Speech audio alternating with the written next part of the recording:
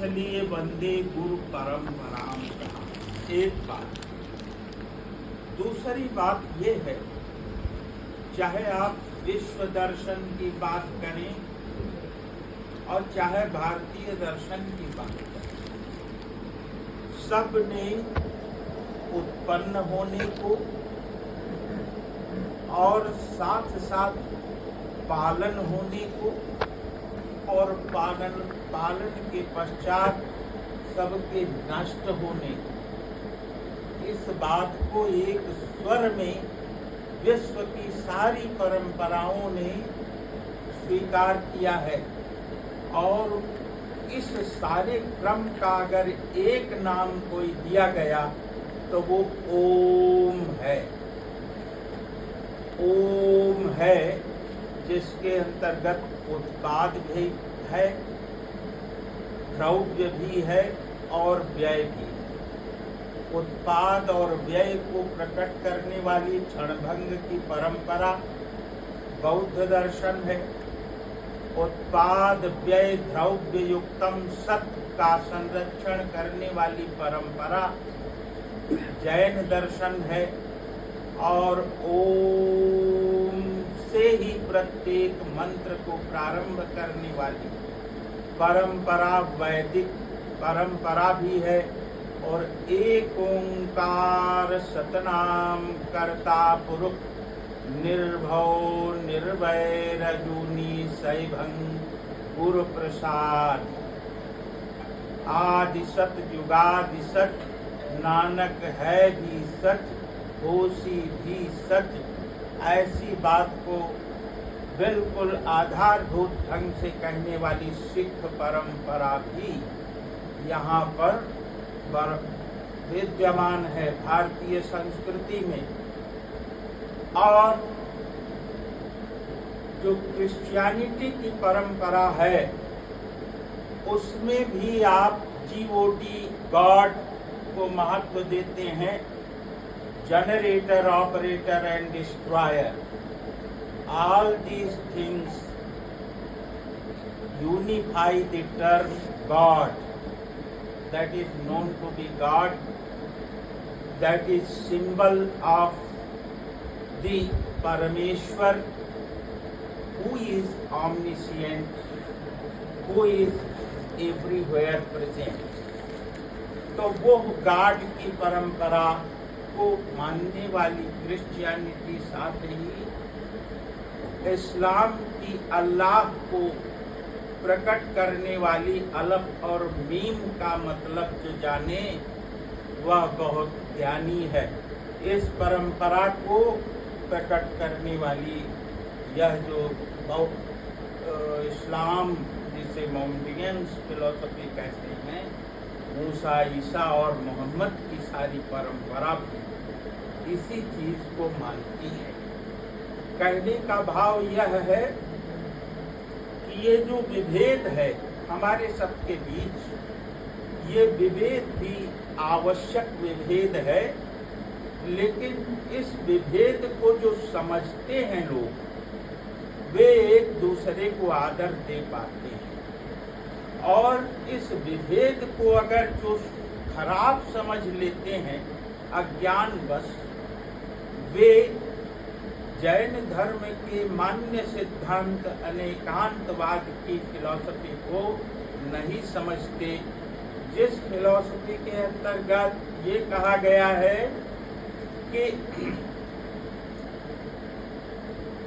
एक और अनेक, एकता में अनेकता है और अनेकता में एकता है।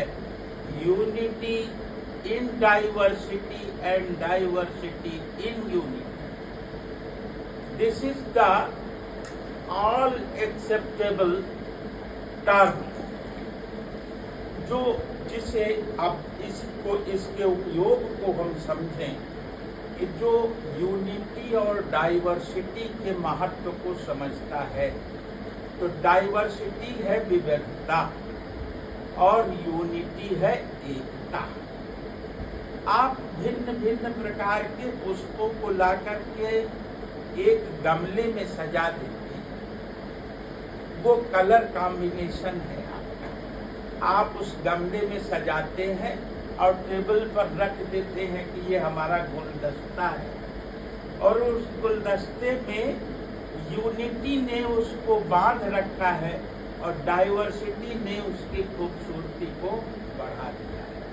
तो यूनिटी इन डाइवर्सिटी और डाइवर्सिटी इन यूनिटी, बंधना भी आवश्यक है और बिखरना भी आवश्यक है। तो ये बिखरना ही हमारा विभेद है, जिसमें भिन्न भिन्न प्रकार के चेहरे भिन्न भिन्न आवेश में हम देख रहे हैं। और अगर इन भिन्न भिन्न चेहरों को भिन्न भिन्न आवेशों में देखते हुए मेरे अंदर यूनिटी का भी भाव उत्पन्न होता है, इसका अर्थ है कि हम इस यूनिटी और डाइवर्सिटी के सिद्धांत को हृदय से समझते हैं और हम इसका आदर करते हैं। लेकिन जो अज्ञानी पुरुष, जिसे अकुशल कर्म के रूप में अभी कहा गया, अकुशल कर्म करने वाला व्यक्ति केवल एक ही तरह की स्थिति को देखना चाहता है और एक ही तरह की स्थिति का आनंद करना चाहता है। ऐसा व्यक्ति जो है वह उसी एक दायरे का ही शिकार हो जाता है। वह जो है वैश्विक आनंद को प्राप्त करने की योग्यता नहीं रखने के कारण वो एक कुज्जे के अंदर, समुद्र में एक कुज्जे के अंदर बंद हो जाता है। वो अपने को बंद कर लेता है। उसकी जो प्रवाहशीलता है, उसकी जो जल निरंतर बहता रहता है, वह अपने को शुद्ध कर लेता है। और जो जल एक जगह तालाब में बंद हो जाता है, उसमें कोई भी चीज जरा सा गंदी पड़ी वो उसमें दुर्गंध करने लगती है। इस विचार को देखते हुए योगक्षेमं वहाम्यहम्, क्या वाक्य आया निकल करके, योगक्षेमं वहाम्यहम्, मैं निरंतर चलता रहता हूँ, प्रवहनशील हूँ और मैं निरंतर जो है जनहित में चरतु भिक्खे चारिका बहुजन हिताय बहुजन सुखाय लोकानुकंपाय देव मनुष्यानम। देख निकाय में कह दिया गया, हे भिक्षुओं, तुम चारिका को इसलिए चरते रहो माने चरना माने चलना होता है। चरना एक तो घास को चरना किसी जानवर के द्वारा, वो भी चरना ही कहा जाता है, लेकिन चर धातु से ही चल होता है, जिसमें चलना निरंतर। तो जो चलते रहते हैं, कहा रमता जोगी और बहता पानी, दोनों निर्मल रहते हैं। और जो एक जगह पर स्थानीभूत हो गया, वह उसी तालाब के गंदे जल की भांति हो जाता है, जिसका न आवक और न जाने वाला। वो कुआं जिससे निरंतर पानी निकलता रहता है, वो कुआं निरंतर बढ़िया अच्छा शुद्ध पेय जल देता है। लेकिन वो कुआं जिससे पानी नहीं निकाला जाता है, वह कुआं सदैव उसका जल पेय नहीं हुआ करता है, विषाक्त हो जाता है। तो प्रिय विद्यार्थीगण,